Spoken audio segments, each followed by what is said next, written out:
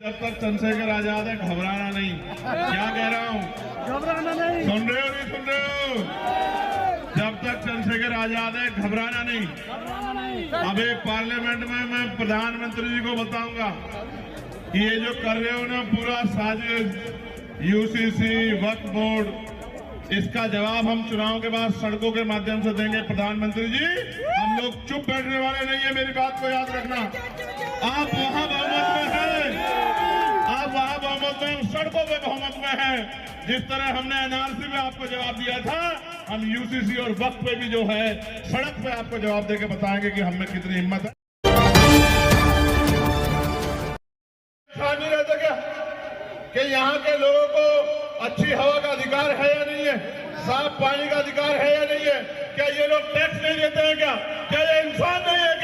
क्या इनको जानवर समझ के कुचलने का इंतजाम सरकार करेगी? मैं आपको जिम्मेदारी से कह रहा हूं, मैं तो आपका अपना हूं और आप जानते हो 24 घंटे 7 दिन, और मैं आपको विश्वास दिला के कह रहा हूं कल पार्लियामेंट चलेगा। और कई ऐसे मुद्दे उत्तर प्रदेश के जहां उत्तर प्रदेश में जुल्म हुआ है, संबल से लेके और अयोध्या तक, और वहां की सरकार ने गरीबों का मजाक उड़ाने का काम किया। कल पार्लियामेंट चलेगा।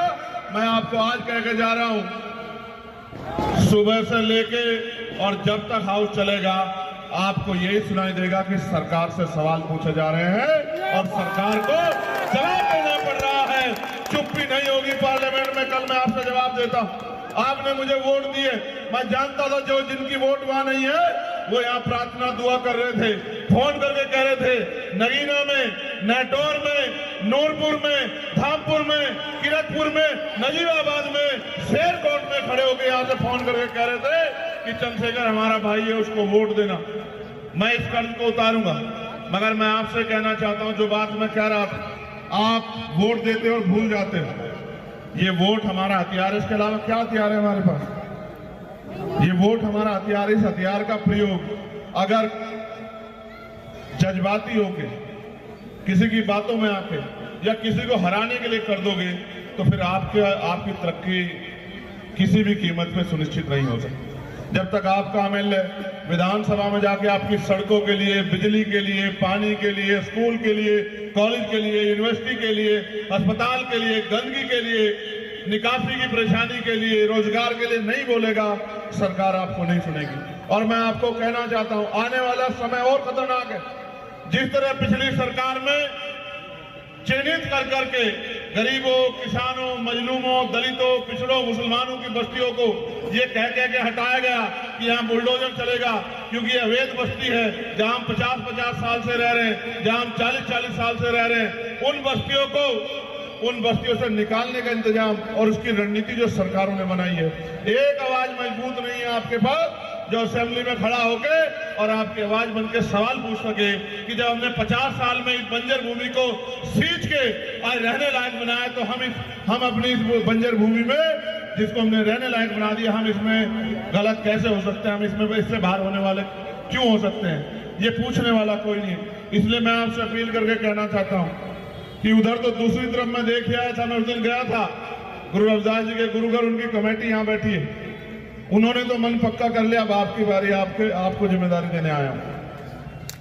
एक मौका आप भाई अरविंद जी को दो, जहां आपको जरूरत पड़ेगी 24 घंटे 7 दिन चंद्रशेखर आजाद आपकी सेवा के लिए खड़ा रहेगा। इस बात का मैं आपको विश्वास दिलाता हूं।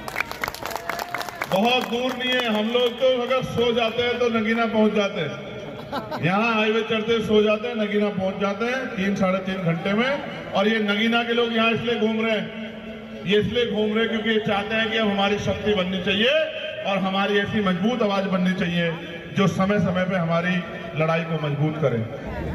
ये केतली है ना, सारी सरकार देख ली, अब की बात देख ली। ये केतली नहीं, अलादीन का चिराग है। क्या है देखो, ये बताओ। हमने मोदी जी से केतली छीन ली है, अब जब केतली नहीं होगी तो चाय पिला के जनता का बेवकूफ भी नहीं बना पाएंगे।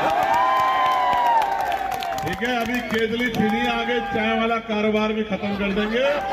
ठीक है, फिर ये काम भी हम पे ही रहेगा, तो जनता का नुकसान भी नहीं कर पाएंगे। एक बात और कहनी, सुनो, ये भाजपा के लोग कह रहे हैं 500 रुपए का सिलेंडर देंगे, कह रहे नहीं कह रहे हैं? और ये कह रहे हैं कि भाई हम 2500 रुपए महिलाओं को भी देंगे, कह रहे हैं ना?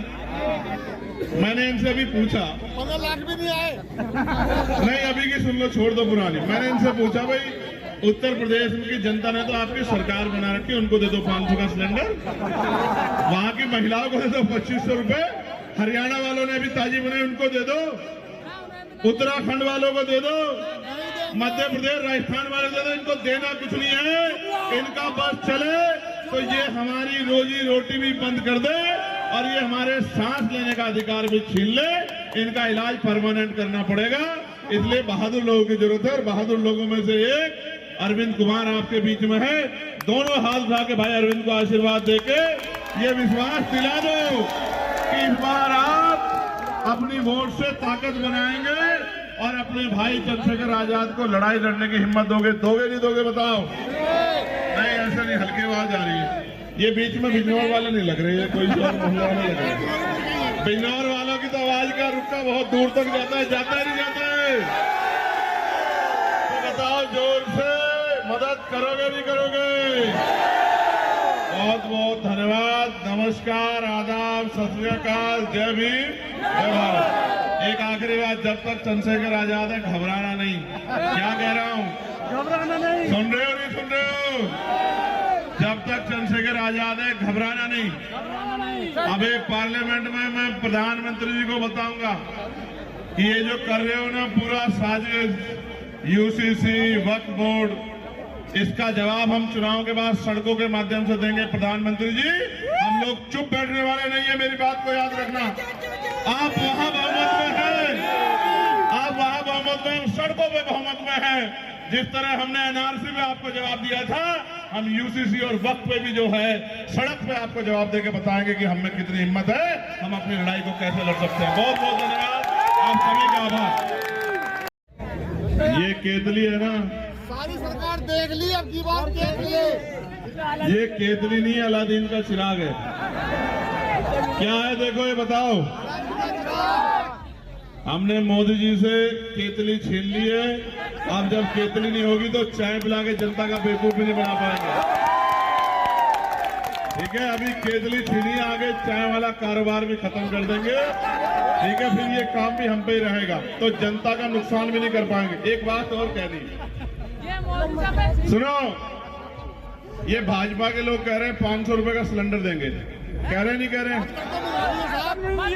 और ये कह रहे हैं कि भाई हम 2500 रुपए महिलाओं को भी देंगे, कह रहे हैं ना? मैंने इनसे अभी पूछा, 15 लाख भी नहीं आए। नहीं अभी की सुन लो, छोड़ दो पुरानी। मैंने इनसे पूछा भाई उत्तर प्रदेश की जनता ने तो आपकी सरकार बना रखी है, उनको दे दो 500 का सिलेंडर, वहां की महिलाओं को दे दो 2500 रुपए।